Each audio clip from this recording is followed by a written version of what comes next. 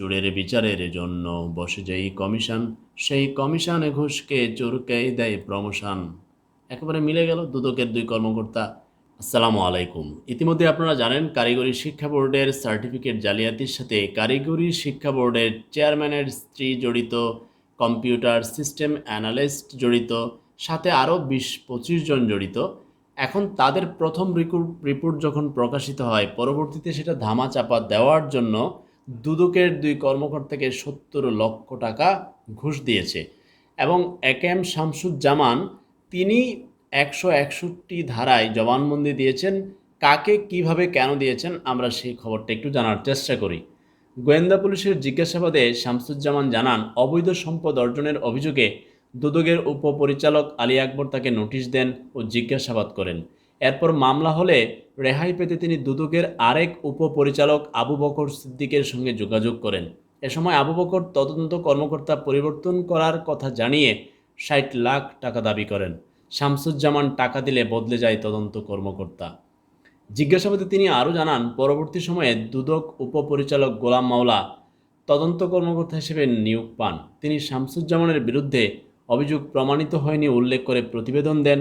প্রতিবেদন দাখিলের দিনও ১০ লাখ টাকা ঘুষ হিসেবে নিয়েছেন বলে শামসুজ্জামানের জবানবন্দিতে উঠে আসে। এ কারণেই প্রায়শই আমি বলি যে কয়েলের উপর মশা বসে থাকে।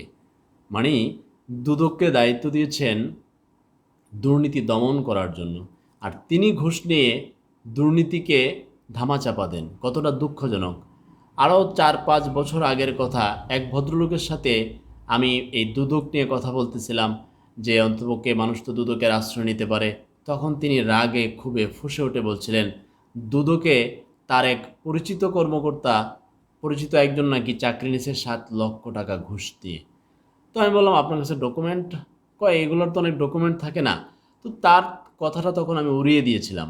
আজকে মনে হচ্ছে এই রিপোর্ট পড়ে যে এটা হয় তাহলে। তো আর কই যাবেন আপনি?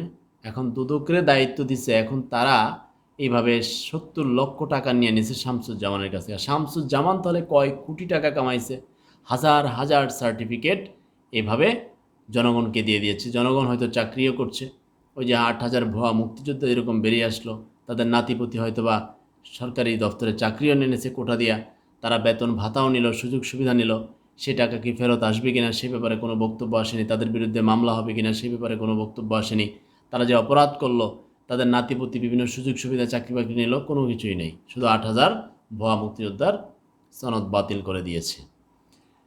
তো আমার সোনার বাংলা এখন লোকজন কিন্তু ট্রল করে বলে, যদিও বলা ঠিক না, আমারই দেশ, কিন্তু বলে এটা চোরের বাংলা। কেন বলে? যাকে দায়িত্ব দিচ্ছেন। এই জন্য আমি ২টা লাইন লিখেছিলাম, চোরের বিচারের জন্য বসে যেই কমিশন, সেই কমিশনে ঘুষকে চোরকেই দেয় প্রমোশন। একেবারে মিলে গেল দুদকের দুই কর্মকর্তা। এই শামসুজ্জামান চোরকে আরও বলল যে তদন্ত প্রমাণিত হয়নি। কি আশ্চর্য ব্যাপার! মানে আপনি যাবেন কোথায়?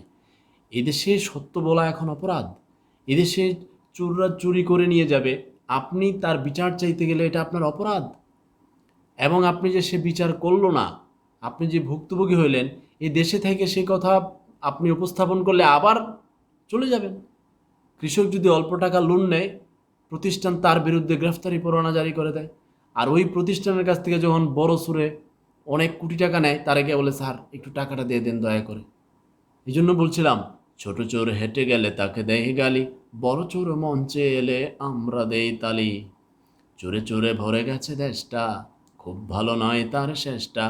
যদি এভাবেই চলতে থাকে চুরির মহামারী, আমি নির্দ্বিধায় নিশ্চিন্তে জোর গলায় বলতে পারি, এক মহাকাল টানতে হবে তার রেশটা। চোরে চোরে ভরে গেছে দেশটা। দুঃখজনক। চোরের চোরেরই যেন দেশ। এদেশে যেন সৎ মানুষ, সাহসী মানুষ তারা যেন থাকতে পারবে না। এদেশে থাকবে চোর, প্রতারক, লম্পট, চাঁদাবাজ। ওদেরই রাজত্ব, ওদের চ্যানেল মেনটেন করা আছে। হাজার হাজার কোটি টাকা নিয়ে যাচ্ছে। রিটায়ার্ড প্রাপ্ত সরকারি কর্মকর্তার হাজার হাজার কোটি টাকার হিসাব বের হচ্ছে।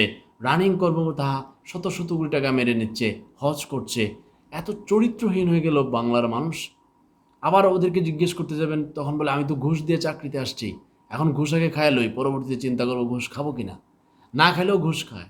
তাদের বেতনে ধরে না, আলগাবাতি প্রত্যেক দিন ইনকাম করে, ওরা যেন অফিস খোলে না, ওরা দোকানের শাটার খুলে ব্যবসার জন্য, অথচ আমাদের ট্যাক্সের টাকায় তারা বেতন পায়, ওই বেতনে তারা ধরে না।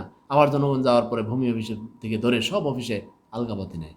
এখন এই বিচার নিয়ে আপনি যাবেন দুদকে, দুদকে আপনার থেকে টাকা চাইবো, নাহলে ওই অফিসারের থেকে আলগাবাতি খায় বলবো অভিযোগ প্রমাণিত হয়নি, উল্টা আমনে যাবেন জেলে। কি সর্বনাশ হয়ে গেল না? এই জন্যই তরুণ মেধাবী ছাত্র সমাজ, ছাত্রী সমাজ বাংলার মাটি ছেড়ে বিদেশ পাড়ি দিচ্ছে।